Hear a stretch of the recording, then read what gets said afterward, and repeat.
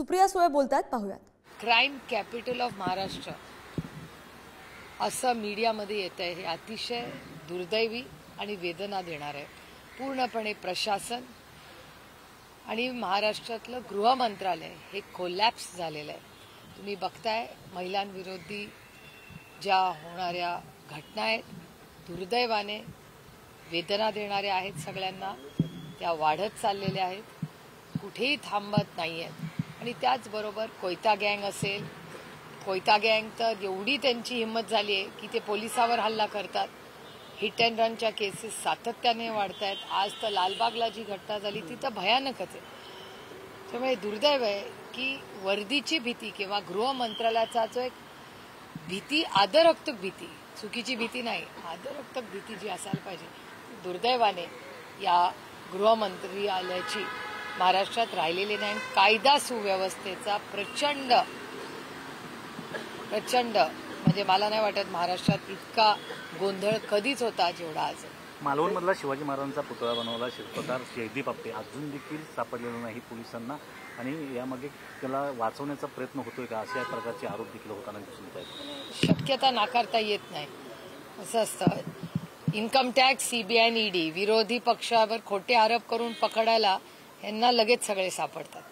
जेव्हा त्यांच्याकडून चुका होतात तेव्हा अनेक लोक गायब असतात आणि ते यांना सापडतही नाही. कायदा सुव्यवस्थेचा प्रश्न आहे. प्रचंडपणे सगळं इथे कोलॅप्स झालेलं आहे. दुर्दैव आहे की महाराष्ट्राची चर्चा आज देश पातळीवर जेव्हा होते ती अशाच या सरकारच्या अपयशामुळे आणि चुकीच्या धोरणांमुळे होते.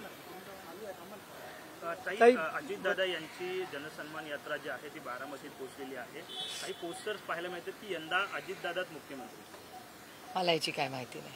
काही बदलापूरमध्ये जी घटना घडली त्यानंतर आता पत्रकारांवरही गुन्हे दाखल करण्यात आले. श्रद्धा ठोंबरे हिला देखील गुन्हे शाखेने नोटीस बजावलेली आहे संपूर्ण. एकतर हे सरकार हे महिला विरोधी आहे, हे सातत्याने त्यांच्या सगळ्या कृतीमधून दिसतं. अनेक महिला ज्या तिथे आंदोलन करत होत्या, ह्या देशामध्ये हा देश पहिला तर संविधानाने चालतो, तो अदृश्य शक्तीच्या मनाने चालत नाही. त्याच्यामुळे अदृश्य शक्तीला या राज्यांनी रिजेक्ट केलेला आहे. हा देश भारतरत्न डॉक्टर बाबासाहेब आंबेडकरांच्या संविधानानेच चालणार. आणि ह्या पातळी तुम्हाला आठवत असेल, तुमच्याच चॅनलवर मी पाहिलं की भारतीय जनता पक्षाचे एक नेते असं बदलापूरच्या बाबतीत म्हणत होते की हे सगळे बाहेरून आलेले लोक होते, आणि नंतर तुमच्याच चॅनलवर मी रिपोर्ट पाहिला की सगळे ज्यांनी आंदोलन करते होते ते स्थानिकच होते.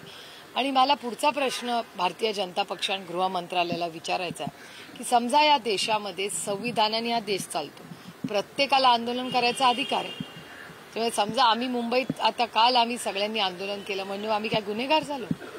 जर समाजामध्ये किंवा देशामध्ये चुकीच्या घटना होत असतील तर संविधानामध्ये आम्हाला शांततेच्या मार्गाने आंदोलन करायचा अधिकार आहे, आणि तेच आम्ही करतोय. त्या बदलापूरची घटना प्रचंड वेदना देणारी होती आणि तिथे आंदोलन झालं, तिथे महिला रस्त्यावर उतरल्या, त्यांच्यावरही केसेस केलेल्या आहेत या सरकारने. त्यामुळे महिला विरोधी हे सरकार आहे आणि अतिशय असंवेदनशील हे सरकार आहे.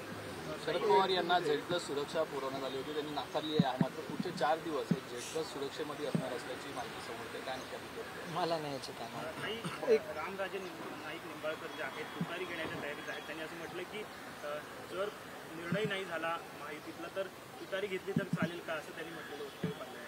माझ्या ऐकण्यात किंवा वाचण्यात दोन्ही आलेलं नाही. महाविधान जागा वाटपाची सद्यस्थिती काय आहे, काय कधी जागा वाटप? महाविकास आघाडीची कालही काही चर्चा झाल्या. पुढच्या 10 दिवसामध्ये ही पूर्णपणे चर्चा 10-12 दिवसातच होईल. कारण का